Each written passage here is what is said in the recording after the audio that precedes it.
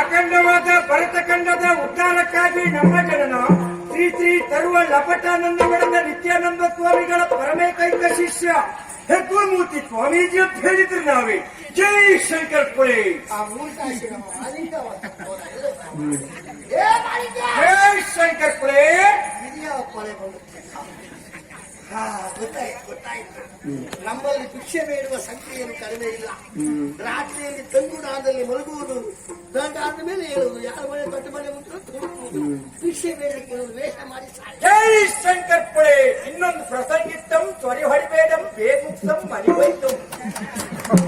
ಜೈ ಶಂಕರ್ ಪುರಿ.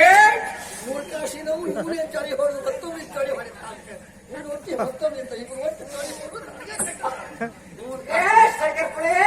ಎಲ್ಲವನ್ನ ಮೂರ್ಖಾಶಿನ ಸ್ವಾಮಿ ಯಾವುದೋ ಸ್ವಾಮಿಗಳ ಧ್ವನಿತಿಲ್ಲ.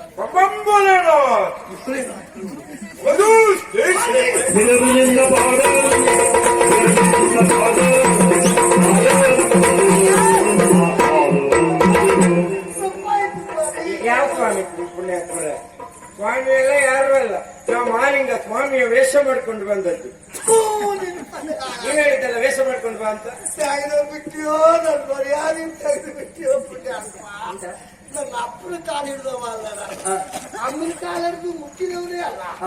ಗುರುಗಳಿಗೆ ಒಂದು ನಮಸ್ಕಾರ ಮಾಡಿಯೂ ಹಾಳು ಮಾಡಲಿಲ್ಲ. ಮತ್ತೆ ಹೋಗೋಗಿ ನೀನು ಕೊಳಕಟ್ಟಿ ಕಾಲು ಹಿಡ್ಕೊಂಡು ಬಿಟ್ಟು ನೀವು ಉದ್ಧಾರ ಆದ್ರೆ ಇವತ್ತಿನ ಮೇಲೆ ಆಗ್ತೀರಿ. ಈ ರೀತಿಯಾದ ವೇಷವನ್ನು ಮಾಡಲಿಕ್ಕೆ ಬಲವಾದ ಉದ್ದೇಶ ಉಂಟು. ಇವತ್ತಿನ ಕಾಲದಲ್ಲಿ ಜನರು ನಂಬುವುದಿದ್ರೆ ಈ ರೀತಿಯಾದಂತಹ ಸನ್ಯಾಸಿ ಸಾಧು ಸಂತರಗಳನ್ನ ಮಾತ್ರ. ಹಾಗಂತ ಈ ವೇಷ ಮಾಡುವವರೆಲ್ಲರೂ ಜನರಿಗೆ ಮೋಸ ಮಾಡ್ತಾರಂತಲ್ಲ. ಇವತ್ತು ತ್ರಿವೇಣಿಗೆ ಮೋಸ ಮಾಡ್ಬೇಕಂತಲೇ ನಾ ಈ ವೇಷ ಮಾಡಿದ್ದು.